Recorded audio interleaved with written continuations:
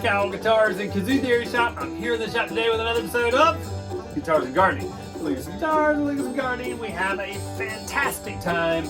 We're actually going to look at some guitars today. I know we've been looking at a lot of kazoos lately, been burning out a lot of kazoos, got a lot of that going on, but we're going to look at the inventory we actually have on hand and what we're going to be making for the IBMA Bluegrass Festival coming up at the end of September. We're going to talk about that a little later, but we're going to go through some ingredients. It'll be super cool. Then we're going to pop out of the bond and we're going to clear up some of the misconceptions and answer some of the most common questions people ask us about the pond. So let's get to it. Hey, so we're at the main bench in the shop and I've got some great ingredients to work with today. I got this beautiful bird's eye maple. I've got some beautiful black walnut. I got lots of license plates and cigar boxes. By the way, license plate guitars are our best seller out of anything. I sell more of these than anything. People send me license plates. They're very personal to people. They plug in with a 1/4-inch jack, just like a 1/4-inch cable, just like a regular guitar. Got a volume knob on there. Look, that's a Pepsi cap. Very cool. They have a really cool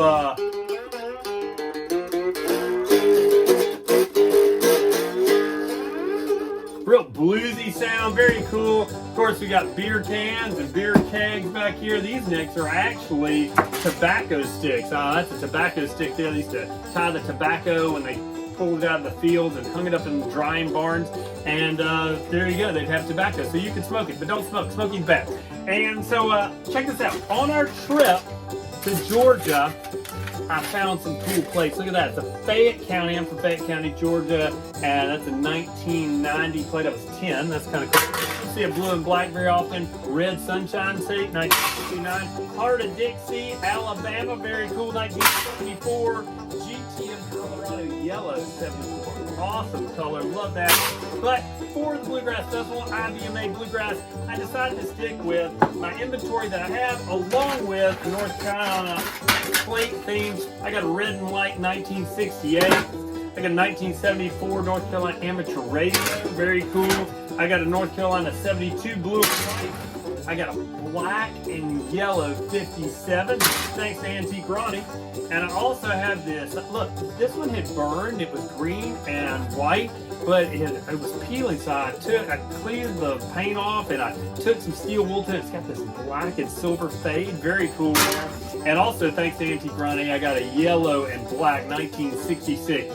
Great plates, great ingredients. I love working with this stuff. So we're gonna hop out in the salt and let's cut some necks. Hey, so you can see we're set up here to cut this bird's eye maple up. It's going to be great. First, I want to talk to you about some safety. You can see I have some safety equipment. When pushing wood through a blade as we pass it through, we want to stand out of the path of the wood picking back. You can't ever tell which way, left or right, the wood is going to come back, but it's guaranteed to come back because the blade is spinning that way. So stand out of its path, let it go past you. While you're pushing wood, we don't feed our hands into the blade. We use things like push sticks. You can see this has a little notch on it and I'm able to push that through, and I can use this and I can hold that board in place and push it all the way through safely without getting my fingers in the blade. You don't want your finger to end up looking like that. That's where the blade hit this piece of wood.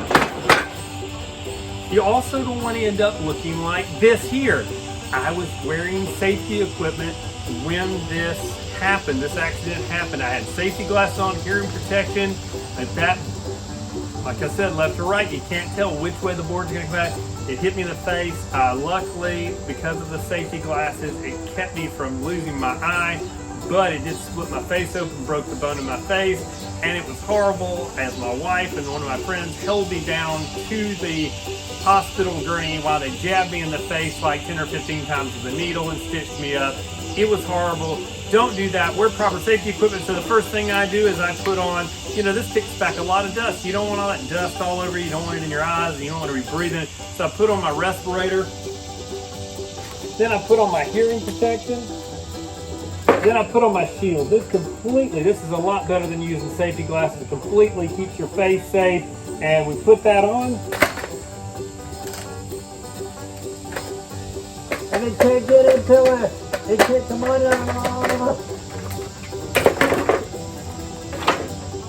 So you can see when you have your protection on, you're less likely to get hurt. Keep your hands out of the blade. Keep your face and mouth and eyes and ears and nose and feet and tongue or whatever safe, use proper safety equipment. If you don't know how to use a table saw, get some instruction before you try. So let's get to cutting this wood.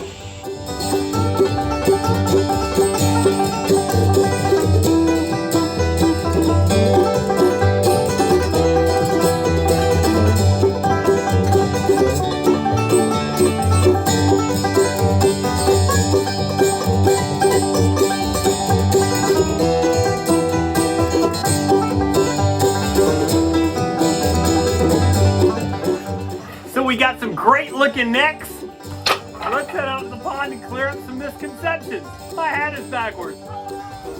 Hey, so here we are at the pond, and Lori and I made a list earlier about questions and misconceptions. Look, it's Lori. Hey. Hello. Lori's home from work. So are you gonna look? Make the people come up. Make the people come up. Yes. Look, watch this. It does. So while she's feeding the people and you're looking at the beautiful fish, misconceptions about the pond, questions about the pond, myths about the pond, if you will. So can they live out here year round? Can the lovely fish live out here year round? Yes, they are. They can live out here all the time. That's what they do. That's what they do. You know, at your local ponds and rivers, fish live there all the time. And here they are. Look how friendly they are. Secondly, like if it rains, do they come out of the pond? If the pond overflows, do the fish come out? Well, in your local ponds in the area, no, fish they can swim. They do what they do. And you can see this one's built up too, but they're not going to flow out of the pond. No. In the winter, if ice gets on the pond. Now, this is funny. So they asked, if it freezes over, what happens to the fish? Well, they're still down there, and you can, and that's why we have these bubblers. It keeps it from freezing. But hey, people still say, what if it does freeze? You poke a hole in the ice. You just probably they say, what if it freezes solid? Now, this is a picture right here. Hey, so I couldn't find the picture I was looking for where the Model T is going across the frozen river. I was in a building downtown, not the Model T, the picture. And I looked on a site that has a bunch of old pictures of Newbern, and it wasn't there either. But I did find these two pictures. Here's a picture of the Neuse River frozen all the way across. And then here's another picture of a lady standing on the frozen Neuse River, but you'll notice past the bridge it's not frozen. So these were taken in 1989, but back to the video. And it's a car going across the Neuse River. Like it's a Model T Ford going across the Neuse River. But even the river then wasn't frozen solid. If this is frozen solid, you can see how deep it is. This is 25 inches deep. We got more problems. And this is like a today after tomorrow thing. We're gonna be like freezing as we go outside, right? So ice is fine. And people go, oh, what a lovely koi pond you have. These are not koi. These are not koi. See, koi is what you get if you take a goldfish and a dragon and they have a baby and it has a mustache. That's koi. They're very destructive to plants and stuff, and they're hard. They're beautiful to look at, but goldfish they can get huge, giant, and look at this guy. See, you'll say, well, that's a koi right there because he's got all the spots. No, that's actually a shabunkin. There's 3 different types of goldfish in here. You have a shabunkin, and you have a comet, which has a tail like a comet. It's fluid. Ooh. You'll see a big fellow running through here. Some of the big fellows are comets. You have common goldfish, and they just have regular. Yeah, that's what you get if you win a fish over at the fair, and you throw the little ping pong ball in the thing. You know what I'm talking about, Lord. Just me. Anyway, so that's it. So during the winter, what do they do? What do they eat? Well, they kind of don't eat anything in the winter. You don't feed them in the winter. It's bad for goldfish to eat in the winter. They just kind of sit down on the bottom, and they're dormant like other fish in other places. They just kind of shut down a little bit, and they nibble around a little bit, but they stay way down at the bottom. That's why this is 25 inches deep. Yeah, you can stay at a safe like temperature level. What else we got here? Hey, I heard y'all were having an algae problem. Why don't you get an algae eater? Oh yeah, we get that a lot. Lori, should we get algae eaters? Why can't you have an algae eater? They can't live year round in the pond. They can't live around. You have to bring them in. The problem is the algae eater can get up to 20 inches.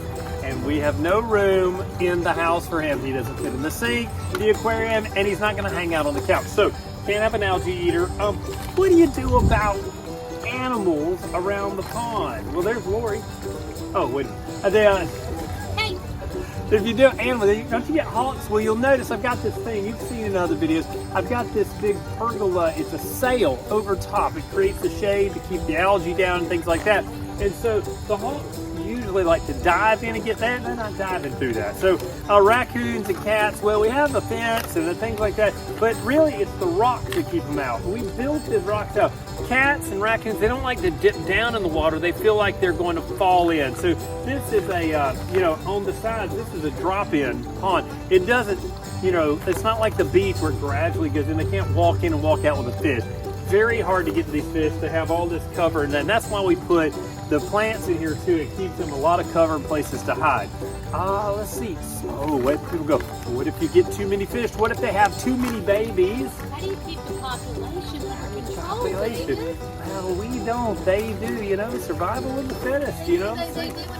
They do what they do. Sometimes you need a snack, and I don't know. Now, one of my favorites is like, oh man, you must get a lot of snakes in your pond. I wouldn't come to your house because you got snakes. Now, are there snakes in the pond? Gloria, the snakes in the pond? Potentially. Maybe. There might be a snake in here right now. He might be climbing up my nose. And so, but no, there's a snake.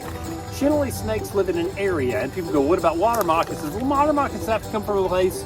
They live in the water, and they have to come from another water place. And we're pretty far in town here. We've just created this little bit of nature right here in the center of town. So they have to come over here and get, I feel like the way I'm standing, it's like, crikey, these are, over here we're going to eat some fish poo, But no, we don't have any problems with snakes. We occasionally may one come in here. They don't literally live in here. They just come and visit and they leave. We also have legless lizards around. Yeah, legless lizards are cool. Glass lizards. Some people think they're snakes. They're not. They're very cool and nice. Very pretty.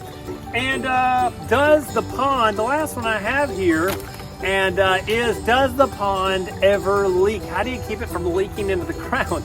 Well, if you'll go watch our other video about how this went in, there's a big, really thick liner in here with another liner underneath it. There's an underlayment. Thank you. And then you have the liner on top of that, and then it goes to the hole. It's big rubber. It's like 1/4 inch thick, and so that's how it doesn't leak out. It's made for making ponds. So there you go. There's all the questions, the myths, the misconceptions, the mythology. I don't know. What else starts with M? The mystery? Yeah, the mysteries of the pond. Woo! So there you go. We covered guitars and maple necks, and we covered the IBMA Bluegrass Festival. I hope you've enjoyed this episode of Guitars and Gardening. Come out and see us at the Bluegrass Festival. It's going to be a lot of fun, family friendly. Remember, end of the month, the 28th, right? September 28th, somewhere in there, that weekend. That Friday and Saturday. Come out and see us up in Raleigh. It's fantastic. You'll have a great time. Like I said, this has been another episode of Guitars and Gardening, www.blackoutguitars.com. Thanks.